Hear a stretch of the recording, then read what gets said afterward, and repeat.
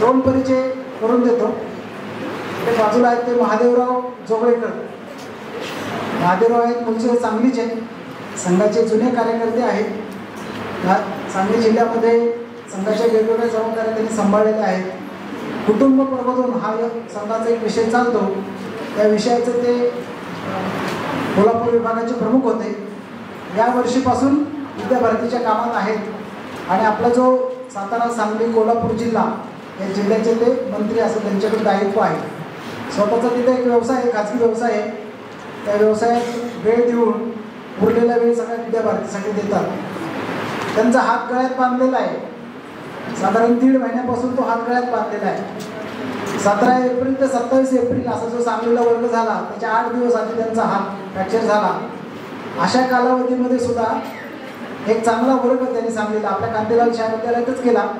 सगळ्या व्यवस्था उत्तम, सगळ्या ताईंची त्यांनी खूप चांगली काळजी घेतली. असे महादेवराव आपल्या सगळ्यांच्या सोबत उपस्थित आहेत.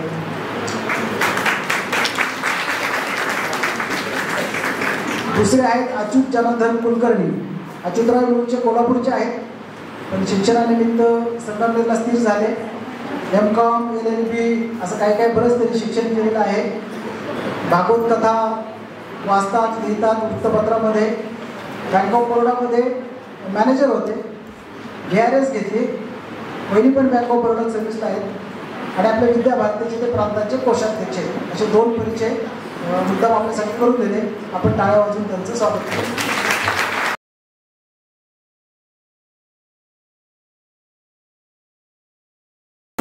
श्रोतेहो नमस्कार. 100 मेगाहर्ट्झ आणि न्यूज ऑन AIR या मोबाईल ॲपच्या माध्यमातून आपण ऐकत आहात आकाशवाणीचं पुणे केंद्र.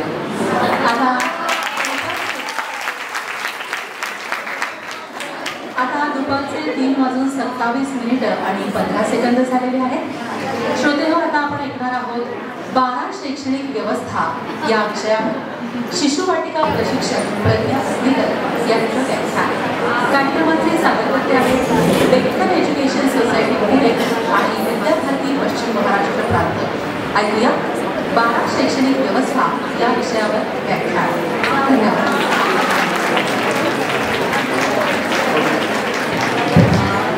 नमस्कार सगळ्यांना. नमस्कार पुन्हा एकदा. सगळ्यांनी जागे आहेत, फ्रेश आहेत, छान, हरकत नाही. आतापर्यंत आपण पुष्कळ तात्विक विषयांवर ऐकलं, थेरॉटिकल काही गोष्टी बघितल्या, पण आता आपल्याला सकाळपासून म्हणते की वेळेची खरंच कमतरता आहे, कारण की खूप मोठा विषय आहे हा सगळाच. 10 दिवसात पूर्ण होणारा नाहीये, पण तरी सुद्धा आपण त्याचं भान राखून आपण डायरेक्ट प्रत्यक्ष विषयाला आपण सुरुवात करूया. आतापर्यंत आपण आज पंचकोशांचं आज पूर्ण झालेलं आहे, आनंदमय कोश. त्याच्यामुळे आपण आज सगळ्यात आनंदी वातावरणात आहोत. तर या सगळ्या गोष्टींचं आपल्याला तिथे गेल्यानंतर, आपल्या शाळेत गेल्यानंतर काय करायचं आहे नेमकं, याचं सगळ्यांना उत्सुकता लागलेली आहे. तर त्याचाच एक काय म्हणतो ना, त्याची सुरुवात म्हणून, त्याचा एक भाग म्हणून, अत्यंत महत्वाचा भाग म्हणून आजचा जो आत्ताचा आपला विषय आहे 12 शैक्षणिक व्यवस्था. व्यवस्थांमध्ये 2 भाग येतात. एक तर भौतिक व्यवस्था की ज्याच्यामध्ये पूर्ण ऍडमिनिस्ट्रेशन ह्या काही गोष्टी असतात किंवा काही तांत्रिक बाबी असतात, आणि दुसरी जी व्यवस्था आहे किंवा दुसऱ्या ज्या व्यवस्था आहेत त्या शैक्षणिक व्यवस्था की जिथे आपण स्वतः आचार्य म्हणून आणि आपली मूल्य, आपली मुलं, पाल्य आपली, जे आपले विद्यार्थी म्हणून आपण त्यांच्याबरोबर असतो, त्यांचं आणि आपलं इंटरॅक्शन कसं असणार आहे ते, आणि आपण 3 तासांमध्ये, 3.5 तासांमध्ये, 5 तासांमध्ये आपण काय एकमेकांसोबत करणार आहोत याचं हे थोडक्यात सांगण्याचा मी इथं प्रयत्न करणार आहे. आपल्याला जेव्हा कुठलंही कार्य जेव्हा पूर्णत्वास न्यायचं असतं, यशस्वी करायचं असतं, त्याच्यामधला आनंद आपल्याला घ्यायचा पण असतो आणि द्यायचा पण असतो, तेव्हा आपण काय काय करतो बरं, थोडंसं इंटरॅक्शन करूया. समजा आपल्या घरात एखादं लग्न कार्य असेल तर आपण काय करतो बरं, त्याचं पूर्वनियोजन किंवा त्याचं आधीची तयारी काय करतो. एखाद्या जणांनी काही तुम्ही सांगा. हां हॉल बुक करणं, अजून पत्रिका छापणं, मेनू ठरवणे, पाहुण्यांची यादी, वस्त्रा, सामानाची यादी, प्री वेडिंग, अपडेट राहतोय आपण जेवणाचं वर्षभराचा मेनू अजून वेगळा हा बसता महत्वाचं अशी आपण या सगळं आपल्याला खूप अगदी वर्षभर किंवा कमी वेळ असेल तर 6 महिन्यात किंवा अगदीच चटमंदी पडला असेल तर 1 महिन्यात सगळं आपल्याला हे करावं लागतं. हे सगळं आपल्याला म्हणजे वही पेन घेऊनच बसावं लागतं आपल्याला, त्याच्याशिवाय होत नाही. त्याच्यानंतर आपल्या शाळेचं स्नेह संमेलन असतं, त्याची तयारी आपण आधी फक्त 15 दिवस आधी करतो का? वर्षभराच्या आधी पहिलं वार्षिक नियोजनामध्ये काय काय करावं लागतं, काय काय तयारी असते? गाणे, विषय थीम त्याची ठरवणं, कॉस्ट्यूम, हा बाई शेवटच्या वेळी काहीतरी आठवत केला, शेवटच्या वेळी काहीतरी सांगताय कॉस्ट्यूम करणं, हा मोठ्या सूत्रसंचालन अगदी बरोबर, प्रमुख पाहुणे कोण बोलवणार, डेकोरेशन, हो की किती व्यवस्था, किती रचना, किती आपल्याला सगळी पूर्तता करावी लागते, हो की नाही. आता हे सगळं जे असतं ते 1 दिवसाचं किंवा फार तर 2 दिवसाचं कार्य असतं. त्याच्यासाठी आपल्याला वर्षभर तयारी करावी लागते. इथे आपल्याला रोज मुलांसोबत रोज 3 तास 5 तास 3.5 तास, आपल्याला 5 तास त्याच्यासाठी होते की आपण पहिली दुसरी आता आपल्या पायाभूत मध्ये आलेला आहे, त्यांच्यासाठी आपण जास्त वेळ आहे. तर त्यांच्याबरोबर आपल्याला हा सगळा वेळ जो आहे की रोज आपण जो आतापर्यंत जो त्यांच्याबरोबर आपण आनंदाने घालवत होतो, तर आतापासून पुढे इथून पुढे आपल्याला या पद्धतीने तुम्ही जे प्रशिक्षण घेता आहात त्या पद्धतीने पुढे आपण कसं करणार आहोत, वेगळं नाविन्य काय आणणार आहोत, त्याच्यासाठीच आपण हे बघूया. तर 12 शैक्षणिक व्यवस्था, 12 शैक्षणिक व्यवस्था विद्यार्थीने सांगितलेल्या आहेत. त्या कोणकोणत्या, कशासाठी? तर आपण आतापर्यंत काय म्हटलेलं की बालकांचा काय व्हायला पाहिजे, सर्वांगीण विकास व्हायला पाहिजे, समग्र विकास व्हायला पाहिजे. पण म्हणजे काय व्हायला पाहिजे, कुठल्या माध्यमातून व्हायला पाहिजे, मुलांना अनुभवयुक्त कृतीयुक्त शिक्षण मिळायला पाहिजे म्हणतो की नाही आपण. पण प्रत्यक्षात आपण किती देण्याचा प्रयत्न करतो, ते शक्य होतं का नाही होत, किंवा जर नसेल होत तर त्यासाठी काय केलं पाहिजे आपण बघूया.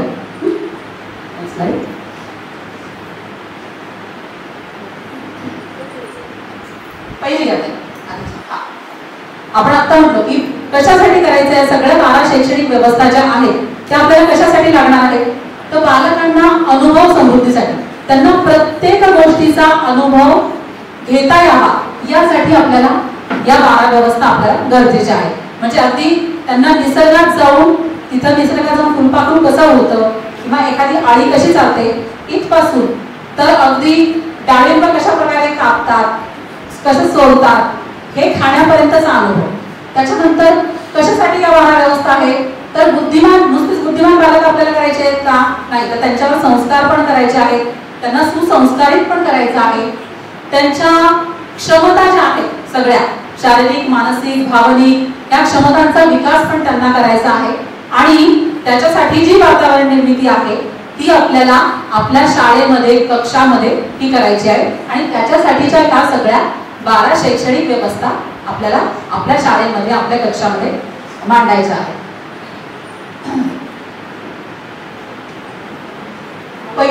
पहिली जी व्यवस्था आहे ती आहे चित्र पुस्तकांचा संग्रह किंवा त्याला आपण म्हणूयात चित्र पुस्तकालय.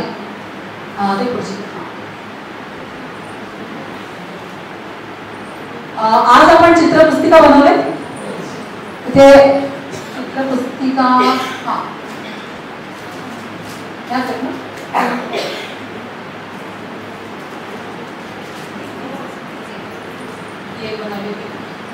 प्रत्यक्ष बघूयात. आपण म्हणतो की आपण काय प्रत्यक्ष ही चित्रपुस्तिका, ठीक आहे. आता हे पाहण्याकडे जाण्याच्या आधी आपण चित्रपुस्तकालयामध्ये हे तुम्ही सायमल्टेनियसली वाचा, पण आधी थोडंसं समजून घ्या. चित्रपुस्तकालय याचा अर्थ तुम्हाला माहिती की पुस्तकांचं किती महत्व आहे किंवा वाचनाचं किती महत्व आहे. आपल्याकडे जी बालकं आहेत त्यांना लगेचच आपण वाचायला सांगणार आहोत का, नाही वाचायला सांगणार. त्याचा क्रम आहे तो तुम्ही जाणून घेतलेला आहे. तर आता इथं या चित्रपुस्तकालयामध्ये फक्त चित्रांचं निरीक्षण एवढ्यापुरतंच मर्यादित. मुलांनी फक्त चित्रांचं निरीक्षण करायचं आहे चित्रपुस्तकालयात. तर कुठल्या कुठल्या चित्रपुस्तिका असणार आहेत, मगाशी ताईंनी तुम्हाला जेव्हा उद्योग सत्र आपण जेव्हा विभाग गेलेलो होतो तेव्हा सांगितलेलं होतं की काही निसर्ग चित्र असतील, काही खेळांची चित्र असतील, काही पशु पक्ष्यांची चित्र असतील, याच्या आपण चित्रपुस्तिका बनवायच्या. तर याच्या अजून कुठले कुठले विषय असू शकतात की जी आपण सारखं म्हणतोय की भारतीय चिंतनावर आधारित आपलं शिक्षण असलं पाहिजे. मग आपण कुठल्या चित्रपुस्तिका अजून बनवू शकतो? तर महापुरुष जे आहेत आपले त्यांची चित्रपुस्तिका आपण बनवू शकतो. सर्व तीर्थांची ठिकाणं सगळे जेव्हा ते मोठे होऊन जातील त्या ठिकाणी तेव्हा जातील, पण आत्तापासून त्यांना निदान त्या मंदिराचं चित्र, बद्रीनाथचं मंदिर कसं आहे, केदारनाथचं मंदिर कसं आहे, आपल्या वेगवेगळे 3.5 शक्तिपीठ आहेत त्यांची मंदिरं कशी आहेत, 12 ज्योतिर्लिंग आहेत त्यांची मंदिरं कशी आहेत, यांचे निदान चित्र त्यांच्या डोळ्यासमोर, ती एक चित्रपुस्तिका होऊ शकते. भारतातील मोठमोठाले जे आपले ग्रंथ आहेत, जी वेद संपत्ती आहे त्याचं प्रेक्षणीय स्थळं आहेत, विविध पशु पक्षी प्राणी. आता हे नुसतंच विविध पशु पक्षी आणि प्राणी नुसतंच चिमणी घेतली आणि ती चिटकवली आहे, कावळ्याचं चित्र चिटकवलंय, मोराचं चित्र चिटकवलंय असं नाही, तर त्याच्या पुढचं जे महत्वाचं वाक्य आहे, विविध स्थितीमध्ये अवस्थांमध्ये पशु प्राण्यांची चित्र. आता मगाशी एका ताईने मला विचारलं की आपण हाताने काढलं तर नाही चालणार का चित्रपुस्तिकाने, आपल्याला वर्तमानपत्रामध्ये नाही मिळालं तर. पण मला असं वाटतं की आचार्य किंवा शिक्षक जो असतो तो केवळ 3 तासांपुरता किंवा 5 तासांपुरता नसतो, तो 24 तास त्याची नजर, ती चिकित्सक दृष्टी किंवा ते सौंदर्य दृष्टी त्याची प्रत्येक क्षणाक्षणाला जागृत असली पाहिजे. जेव्हा आपण वर्तमानपत्र जेव्हा उघडतो वागतो तेव्हा त्याच्यामध्ये अनेक सुंदर चित्र आलेली असतात. त्याचं आपल्याला विभाजन, त्याचं आपल्याला क्लासिफिकेशन करता आलं पाहिजे की आपण जे इथं म्हणलं की विविध अवस्थांमध्ये प्राणी पशु पक्ष्यांची चित्र, म्हणजे गाय आणि वासरू नुसते उभे असलेले आहेत ते एक चित्र आहे, पण वासरू गायीचं दूध पित आहे ते चित्र, परत अजून गाय वासराला चाटतीये ते चित्र, किंवा एखादं छोटं मूल गायीला खाऊ घालतं आहे ते चित्र, पक्षी त्यांच्या पिल्लांच्या चोचीमध्ये दाणा भरत आहेत ते चित्र, अशा अर्थाने. किंवा कुत्र्याची पिल्लं आहेत ती मस्ती करतायत. आपल्याकडे छायाचित्रकार खूप छान छान फोटो त्यांच्या कॅमेऱ्यात बंदिस्त करतात आणि ती सगळी वर्तमानपत्रात येतात. तर ही सगळी चित्र म्हणून आहे की विविध स्थितीमधली जी चित्र आहेत त्यांची आपल्याला पण चित्रपुस्तिका बनवता आली पाहिजे. आणि म्हणून आपण वर्तमानपत्र जेव्हा आपण वाचतो त्यात बघतो तर त्याचं आपल्याकडे कायम दरवेळेस विविध प्रकारची कात्रणं आपल्याकडे तयार असली पाहिजे. त्याच्यानंतर प्रेरक आणि रोमांचक घटना, मग सैन्याच्या बाबतीतल्या असतील, त्याच्यानंतर देवी देवता आणि त्यांच्या जीवनातील प्रसंग, आपल्याकडे किती म्हणजे आपल्याला खूप संपत्ती लाभलेली आहे सण वार उत्सवांची, वर्तमानपत्रात ती असतात चित्र. मानवी जीवनातील भाव दाखवणारे चित्र, एखादा नातू असतो तो आजोबांना काहीतरी औषध देत असतो, हो की नाही, अशी जी रोमांचकारी आहेत, जे सद्गुण आणि सदाचार अशी दाखवणारी जी चित्र आहेत ती आपल्याला शोधून त्यांच्या या चित्रपुस्तिका आपल्याला बनवायच्या आहेत. आणि फळ वृक्ष यांचं तर आपल्याला माहितीच आहे. तर अशा विविध दृष्टिकोनातून आपल्याला त्या चित्रपुस्तिका आपल्या संग्रही ठेवायच्या आहेत. हे फक्त प्रातिनिधिक उदाहरण आहे, म्हणजे याची यादी तुम्हाला जर केलं इथं किती मला वाटतं काहीतरी संख्या, मला 143 संख्या आहे, 43 का 45, तर त्याच्यापेक्षा दुप्पट इतके विषय चित्रपुस्तिकांचे निघू शकतात. म्हणजे दागदागिन्यांचे खूप जाहिराती येतात, त्यांचं एक चित्रपुस्तिका होऊ शकते. मुलांना आपले भारतीय पारंपरिक दागिने काय ते बघायला त्याच्यातनं मिळू शकतं. तर अशा प्रकारे या पद्धतीने आपल्याला चित्रपुस्तिका बनवायची आहे. इथं छान बनवली गेलेली आहे ही अशा प्रकारे तुम्ही सगळ्यांनंतर पाहणार की निसर्ग चित्र याच्यामध्ये काय वेगवेगळ्या ऋतूंमधले निसर्ग कसे कसे असतात त्याची एक पुस्तिका. अशा पद्धतीने हे चित्रपुस्तक, त्याचा एक दालन, त्याचा एक कक्ष असं इथे अपेक्षित आहे चित्रपुस्तकालय म्हणजे. आता आपण असं धरूया की आपल्याकडे 12 कक्ष आहेत. आता हे सगळं थोडंसं ना आपण आदर्श कसं असावं, 12 व्यवस्था आदर्श कशा असाव्यात याच्याकडे आपण बोलतो आहोत. याच्यातल्या तांत्रिक गोष्टी किंवा प्रत्यक्षात अंमलबजावणी करतानाच्या गोष्टी त्याच्यावर आपण वेगळा विचार करूया, त्याच्यावर वेगळी आपण चर्चा करूया. पण आपल्याला काय आपण चांगलं करू शकतो तर 12 कक्ष असे तुम्ही लक्षात घ्या की 12 कक्षांपैकी आपलं पहिला कक्ष आहे चित्रपुस्तकालय. तर चित्रपुस्तकालयामध्ये छानपैकी चित्रपुस्तिका सगळ्या मांडून ठेवलेल्या आहेत. तर त्या चित्रपुस्तिकालयामध्ये जेव्हा आपण ताई आणि मुलांना घेऊन जाताना तिथे गेल्यानंतर काय करायचं आहे आपल्याला तर त्याचं आपण थोडंसं समजून घेऊया. तर चित्रपुस्तकालयामध्ये आता आपण इतक्या कष्टाने करतो चित्रपुस्तिका तयार, किती त्याच्यासाठी मेहनत लागते, वेळ लागते, पेपर शोधा, कात्रणं जपून ठेवा, आणि मग समजा ती अशी ठेवली आणि मुलांनी घेतली पाडली तर काय करणार, एवढी मेहनत जाईल वाया, बरोबर की नाही. तर चित्रपुस्तकालयामधली जी चित्रपुस्तिका आहे ती अशी आपल्याला ठेवायची आहे की ती मुलांनी सहज हाताळावी. मुलांना सहज एवढी मेहनतीने केली म्हणून इथं वरती ठेवून दिली आहे आणि मी अशी घेतली आहे आणि हे बघा असं करायचंय का आपल्याला? तर नाही. चित्रपुस्तकालय जे आहे ते मुलांची उंची किती आहे किंवा बसल्यानंतर मुलांना सावकाश तिथून येऊन ते चित्रपुस्तिका मुलं घेणार आहेत, वाचणार आहेत. वाचणार म्हणजे कसं? चित्र वाचन करणार आहेत, त्याचं निरीक्षण. वाचन इथं याचा अर्थ निरीक्षण करणार आहे. तर अशा पद्धतीने त्यांना सहज हाताळता येतील अशा पद्धतीने आपल्याला चित्रपुस्तकालयामध्ये त्या चित्रपुस्तिकांची मांडणी करायची आहे. त्याच्यानंतर त्यांना वाचनाची गोडी लागावी. वाचनाची म्हणजेच कशाची? निरीक्षणाची. म्हणजे समजा जर ताई आहेत, ताई गेलेल्या आहेत त्यांच्याबरोबर चित्रपुस्तकालयात आणि ताई नुसत्या हाताची घडी घालून उभं राहिलेल्या आहेत आणि बघा तुम्ही पुस्तक, तर मुलं गोडी लागेल का? पण ताईंनी जरा आपण बघूयात, करूयात, अरे किती छान पुस्तक आहे, चला आपण बघूयात. ताई स्वतः आल्या तिथे मांडीवर किंवा तिथे काय मुलांच्या दृष्टीची आसन व्यवस्था असेल त्याप्रमाणे बसल्या आणि ताईंनी तेवढी उत्सुकता दाखवली, किती छान आहे, किती सुंदर आहे, मी तर इथे पाहिलं होतं बरं का, असं ताई त्यांचं सांगताय. तर आपसुकच मुलांना काय होणार आहे? त्याच्याबद्दल उत्सुकता निर्माण होणार आहे, त्याच्याबद्दल ते काहीतरी विचार त्यांच्या डोक्यात यायला लागणार आहे आणि ते थोडेसे त्यांच्यात ती निरीक्षण शक्ती जागृत होण्याचा प्रयत्न करणार आहेत. मग त्यांनी सुद्धा ती चित्रपुस्तिका जाऊन एकेकाने जाऊन घेऊन घेणं, त्याचं निरीक्षण करणं, त्याची एकमेकांना त्यांचं पाहून झाल्यावर एकमेकांना त्याची देवाणघेवाण करणं. म्हणजे समजा या ताईंनी जर वाहनांची घेतली असेल चित्रपुस्तिका आणि या ताईंनी समजा जर पक्ष्यांची घेतली असेल तर माझं झालंय आता हिला देऊयात का आपण, किंवा आता माझं हे पाहून झालंय तर आपण हिला देऊया हे पाहूयात. असं मुलं खूप छान करतात. जर आपण त्याचा थोडासा आपला अनुभव की आपण तसं जर केलं तर ते आपल्याला अनुकरण प्रिय असतात. तर अशा पद्धतीने वाचनाची गोडी त्यांना लावण्याचा आपण प्रयत्न करू शकतो. त्याच्यानंतर बालकांच्या आवडीला प्राधान्य आपण तिथं मांडून ठेवलेली आहे. पण समजा आपण सांगितलं की चला वाहनाची तिथं 4 चित्रपुस्तिका आहेत ते बघायचे का, आणि आपण दागिन्यांची म्हणा किंवा काय पक्ष्यांची म्हणा वेगळ्या बाजूला ठेवली आणि त्यांना तेच पाहिजे असतं. आपल्या सांगण्यानुसार त्यांना ज्याच्यामध्ये रस आहे, त्यांना जे पाहावं वाटत, एखाद्याला वाहनांची पाहावं वाटत असेल, एखाद्याला पक्ष्यांची पाहावं वाटत असेल, एखाद्याला गाड्यांची पाहावं वाटत असेल, अशा विविध जर पाहावं वाटत असेल तर त्यांना त्यांच्या आवडीनुसार त्यांच्या आवडीला आपण प्राधान्य द्यावं. पहिलंच पान उलटलं पाहिजे नाही, मधूनही त्यांचं कुठेही त्याच्यात सुरू होऊ शकतं. ते काय करतायत याचं निरीक्षण आपण करणं गरजेचं आहे. म्हणजे जेव्हा ते चित्रपुस्तकांचं निरीक्षण करतायत तेव्हा आपण त्यांचं निरीक्षण करायचं. त्यामुळे ह्या गोष्टी लक्षात. फार सूचना नियम किंवा बंधन नको. तिथं मुक्त मुक्त याचा अर्थ थोडी पण शिस्त हवी आहे का नकोय, पण मग कसं प्रेमात.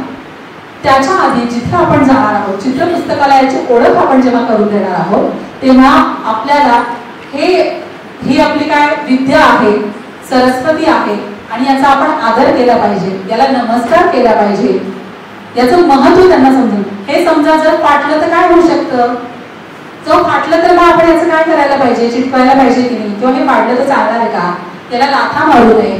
हे सगळं आधी मुलांशी याचा वार्तालाप केला पाहिजे. आणि मग म्हणजे हे कधी होणार आहे तिथे जाऊनच आपल्याला ते करावं लागणार आहे. म्हणजे नुसतंच भाषण ठोकलं आणि मग हे केलं मग तुम्हाला सांगितलं असं. तर ह्या सगळ्या गोष्टी जर आपण त्यांच्याशी आधी बोललो, त्यांना समजावलं, त्यांना सांगितलं, विश्वासात घेऊन सांगितलं तर मग ते छानपैकी आपलं ऐकतात सुद्धा आणि त्याप्रमाणे करतात सुद्धा. त्यामुळे मांडी घालूनच बसा असं कुठे बसतात का नाही. चित्रपुस्तकात तुम्ही तुमच्या लहानपणाचे अनुभव आठवा किंवा तुम्ही आता सुद्धा आपण जेव्हा पुस्तक वाचतो तेव्हा मांडी घालून असं पुस्तक वाचताना आपली छान तंद्री लागते, कधीतरी आपण असे पाय पसरतो, कधीतरी असं झोपून असं कोपऱ्यावर असं करतो आणि तल्लीन झालेलो असतो आपण. तसं एखादं मूल त्या पद्धतीने जर ते निरीक्षण करत असेल, त्या पद्धतीने जर ते तल्लीन होत असेल, आपल्याला काय इथे या कक्षामध्ये चित्रपुस्तकालयाच्या कक्षामध्ये काय करायचं आपल्याला, त्यांना मांडी घालून त्यांनी ते बघितलं पाहिजे का नाही.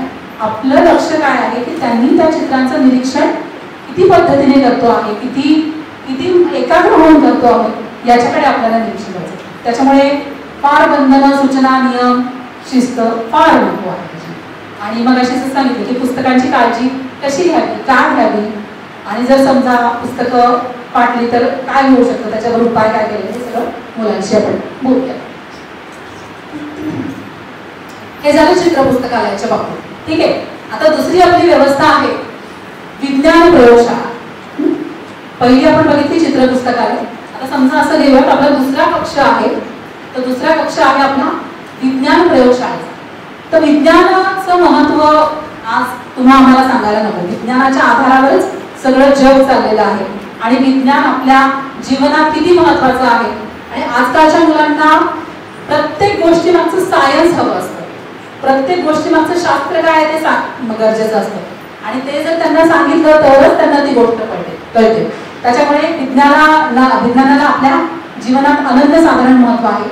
आणि या विज्ञानाचं नुसतंच काय म्हणतात तात्विक महत्व सांगून उपयोग नाही, त्यांनी त्याचा प्रत्यक्ष अनुभव घेणं हे या वयात गरजेचं आहे. त्याच्यामुळे विज्ञान प्रयोगशाळा ही आपल्या शाळेमध्ये, शिशुवाटिकेमध्ये किंवा पायाभूत स्तराचे जे आपले 5 वर्ग सांगितले आहेत त्याच्यामध्ये असणं गरजेचं आहे. विज्ञान प्रयोगशाळेमध्ये काय असेल की तिथे अशा काही रचना असतील, असे काही प्रयोग असतील, असे काही प्रयोगात्मक खेळ असतील की ज्याच्यातनं मुलांचा अनेक प्रकारे विकास होणार आहे. मुलांची चौकस बुद्धी ती विकसित होणार आहे. त्यांना विविध पदार्थांचा अनुभव घेता येणार आहे. म्हणजे केवळ त्यांचा काय ज्ञानेंद्रियांचाच नाही विकास होणार आहे, तर त्यांचा कर्मेंद्रियांचा पण विकास होईल, ज्ञानेंद्रियांचा पण विकास होणार आहे. पदार्थांचे मूळ गुणधर्म काय आहेत हे त्यांच्या लक्षात येणार आहे. आणि जसं शास्त्र सांगतं, विज्ञान सांगतं की काय निरीक्षण, परीक्षण आणि कृती याच्याशिवाय विज्ञान नाही. त्याच्यामुळे या सगळ्याचा अनुभव आपल्याला विज्ञान प्रयोगशाळेमध्ये मुलांना द्यायचा आहे. तुम्ही चित्र बघू शकता की जी छोटी मुलगी आहे ती शाळेतलीच आहे आपल्या, तर ती मेणबत्तीवर काचेचा ग्लास ठेवून बघते. आता तिला कुठेही आपण सांगणार नाही आहोत की काय मी मेणबत्ती ठेवली तिच्यावर ग्लास ठेव आणि मग त्याच्यात ऑक्सिजन असतो बरं का, आणि मग ते काढल्यावर ऑक्सिजन तो निघून गेल्यामुळे ती दिसते. कुठेही आपल्याला सांगायचं त्यांना तो खेळ वाटला पाहिजे. त्यांना काय की त्यांना जेव्हा खेळ वाटतो ना तेव्हा त्यांना खेळावंच वाटतं. जेव्हा त्यांना प्रयोग, अभ्यास आणि मग आपण या शब्दांमध्ये आणि त्याच्यामध्ये त्यांना अडकवतो ना मग त्यांना ते करावंसं नाही वाटत. तर खेळ खेळायचे आपल्याला. मग ते करून बघतात, ते 4दा करून बघतात की पहिल्या वेळेस ग्लास ठेवला आपण तेव्हा किती वेळात मेणबत्ती दिसली बरं, दुसऱ्यांदा ठेवली त्याच तेवढाच वेळ दिसली तर त्याला जास्त वेळ लागला का कमी वेळ लागला. हे सगळं त्यांचं निरीक्षण असतं. त्यांच्या मनामध्ये अनेक विचार चालू असतात. आणि हेच प्रयोग अशा पद्धतीचेच काही चुंबकाचा प्रयोग असेल, घेऊन त्या चुंबक उपलब्ध करा. पाहू त्या कक्षामध्ये किती किती लोखंडाच्या वस्तू आहेत आणि किती किती लाकडाच्या वस्तू आहेत किंवा ज्याला चिटकत नाहीये लोखंड करून बघू द्या. त्यांना मुक्त त्या विज्ञान प्रयोगशाळेत फिरू द्या, त्यांना अनुभव घेऊ द्या. लगेच हे लोहचुंबक आहे आणि हे चिटकत नाही, हे लोखंड आहे सांगण्याची गरज नाही. अशा पद्धतीने त्यांना जर जेव्हा ते याचा अनुभव आणि अनुभव घेत राहतील त्या तिन्ही गटांमध्ये, तेव्हा त्यांना जेव्हा 4थीला 5वीला जेव्हा काय हवा, हवेचा दाब, वीज असे धडे आहेत मला वाटतं 4थी 5वीला जेव्हा, तर तेव्हा त्यांना हे लक्षात येणार आहे की अरे हे तर आपण केलेलं आहे आणि किती सोपं आहे हे आपण. काय त्यांनी स्वतः त्याचा अनुभव तेव्हा तिथे घेतलेला आहे. तर अशा पद्धतीने आपल्याला विज्ञान प्रयोगशाळेमध्ये घ्यायचे. आता त्याच्यामध्ये काय काय घेऊ शकतो आपण, काय काय विज्ञान प्रयोगशाळेमध्ये घेऊ शकतो ते सगळ्याची आता याला प्रयोग नाही म्हणूया ना, आपल्या नोंदवहीसाठी आपल्या अभ्यासक्रमासाठी हे प्रयोग असतात, त्यांच्यासाठी हे खेळ असतात.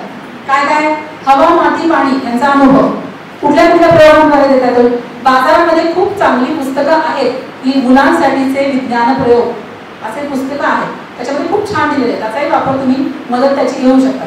याचा अनुभव कुठल्या कुठल्या प्रयोगांद्वारे येऊ शकतो ते तुम्ही घेऊ शकता. तरंगणे, उडणे, विरघळणे, न विरघळणे मजा वाटते त्यांना खूप. पण ह्या सगळ्या गोष्टीसाठी मगाशी मी म्हटले त्याप्रमाणे पूर्वनियोजन आणि पूर्वतयारी ही खूप गरजेची आहे. तर हे वेळोवेळी लक्षात ठेवा. पाणी शोषणे, न शोषणे, पारदर्शक, अपारदर्शक करू द्या त्यांना आधी करू द्या, करून दाखवा, मग त्यांना मुक्तपणे त्यांना मदत, त्यांची काळजी, म्हणजे कोणालाही काही दुखापत होणार नाही याची आपल्याला दक्षता घेऊन ह्या सगळ्या गोष्टी करायच्या.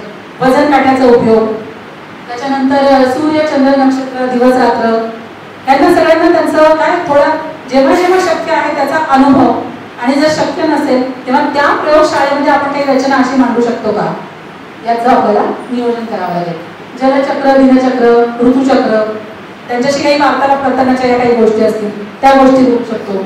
त्याच्यानंतर प्राण्यांमध्ये पण कितीतरी जलचर, उभयचर, उड्या मारणारे, अजून जंगलातले पाळीव, अशा प्रकारे हे येऊ शकतं. त्याच्यानंतर पाण्याच्या अवस्था किती किती आहे, बर्फ आणून दाखवू शकतो का, त्याची वाफ कशी होते ते दाखवू शकतो का, करू शकतो. म्हणजे आपण ठरवलं तर पुष्कळ गोष्टी करू शकतो. किंवा उन्हाळ्यामध्ये पण सुद्धा समजा थोडंसं पाणी आपण बाहेर ठेवलं, जास्त तापमान असेल तर दिसतं अलगद.